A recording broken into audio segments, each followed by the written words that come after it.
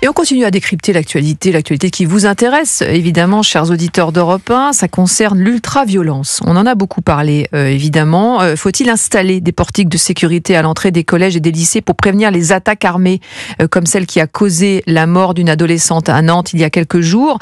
Selon une enquête d'opinion CSA pour CNews, Europe 1 et le JDD, une large majorité de Français y est favorable. 79% des Français sont pour. Et sur C'est à vous, le 25 avril dernier, Bernard Guetta, il est député Europe 1 Renew, il estime que cette solution est inefficace et il prend en exemple les États-Unis. Écoutez.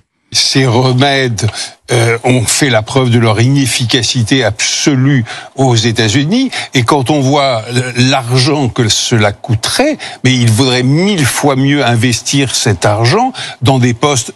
Vous savez ce qu'on appelait les pions à une époque dans les lycées, les surveillants.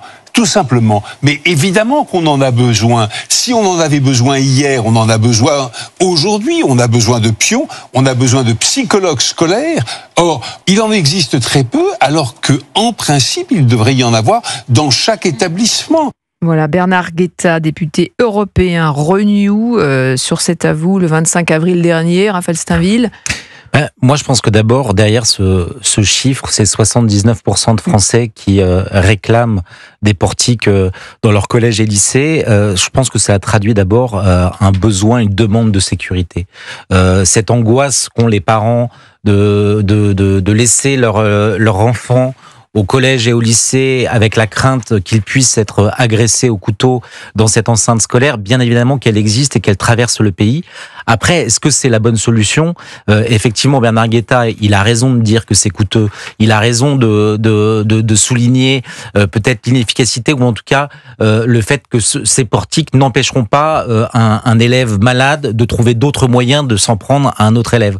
Pour autant, il faut pouvoir répondre à cette violence et à cette société malade, c'est-à-dire que de voir des enfants qui donnent des coups de couteau, soit à un élève, soit à un professeur, ça traduit l'état de décomposition et pas seulement de l'ensauvagement de la France, mais l'état de souffrance de la France aujourd'hui. Mais il y a un tel décalage entre ce que les Français veulent ou espèrent et ce qui se fait véritablement sur le terrain. Je le rappelle, à ce stade, les enseignants sont contre l'usage de ces portiques. L'éducation nationale ne veut pas de contrôle systématique, seulement des contrôles aléatoires dans les sacs. On en a beaucoup parlé sur Europe 1 aux abords des établissements scolaires. On est définitivement à côté de la plaque sur ce sujet. Oui, mais je suis d'accord parce que sur les fouilles, par exemple, il a raison Guetta en disant oui, c'est vrai que s'il y avait plus de pions, c'est vrai que peut-être on pourrait davantage contrôler. C'est vrai que c'est un constat de bon sens. Il y a quand même un petit sujet budgétaire quand même parce que voilà. Parce qu'en 2016, Laurent Wauquiez, alors président de la région Rhône-Alpes, avait franchi le pas. Il avait équipé près de 300 lycées de la région pour un coût de 100 000 € par établissement scolaire. Donc c'est quand même beaucoup d'argent. Alors il y a un autre sujet sur les fouilles, c'est qu'il faudrait donner l'autorisation au personnel de fouiller, c'est-à-dire d'ouvrir les sacs et éventuellement de regarder s'il n'y a pas des choses qui ne devraient pas s'y trouver. Or, comme on le sait, Madame Borne a refusé cette évolution. Donc on n'y arrivera pas en fait. Mais c'est toujours le parti de l'impossibilisme, comme dirait Retailleau, c'est-à-dire évidemment qu'il n'y a aucune solution miracle, il n'y a aucune solution qui résoudra tous les problèmes, mais c'est vrai qu'à force de dire qu'il n'y a pas la solution miracle, on finit par ne rien faire et les choses restent en l'état et se dégradent. Ouais, Raphaël Steinville.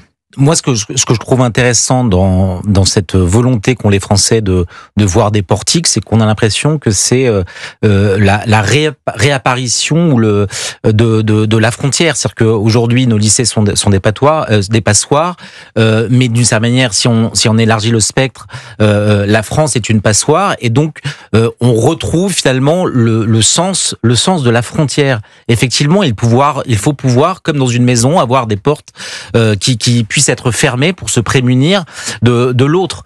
Et ça, moi, je pense que cette réflexion, à travers juste cet exemple de l'école, on peut la dupliquer à l'échelle nationale. Et il se pose aussi la question de la radicalisation de certains élèves. On vous parlait d'un élève qui était effectivement perturbé psychologiquement. Il y a toujours une façon. Comment est-ce qu'on peut contrôler aussi ces dérives ? Parce que il a parlé des pions, il a parlé des psys aussi. Voilà, il y a énormément de choses qui sont faites, mais pas assez. Il y a les psychologues scolaires.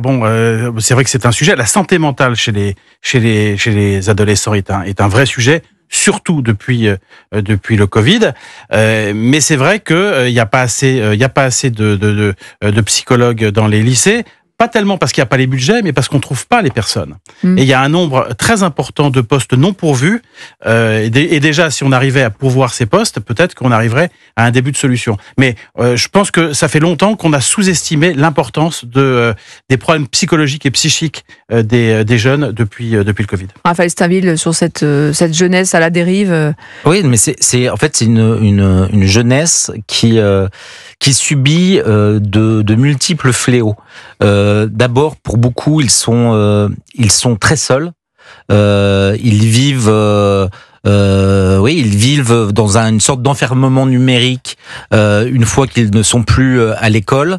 Ils sont très seuls parce que les deux parents travaillent, pour peu qu'ils aient encore leurs deux parents, parce que souvent ce sont aussi des familles qui sont fracturées. Et donc, cela crée un mal-être chez les jeunes. Et je pense que le Covid a été le révélateur de cette souffrance dans la jeunesse. Parce que cet enfermement, il a été encore davantage accentué, sursouligné.